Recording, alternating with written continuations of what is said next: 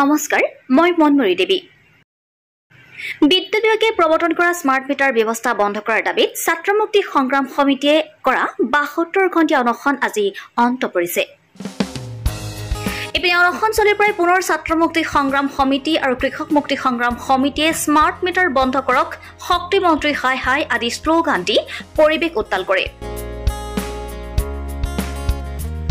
অচিৰে দাবী মানি নললে smart meter বিৰুদ্ধে আন্দোলন অধিক প্ৰবল কৰি তোলা হ'ব বুলিও হুংকাৰ দিয়ে সমিতিয়ে news desk report Assam live 7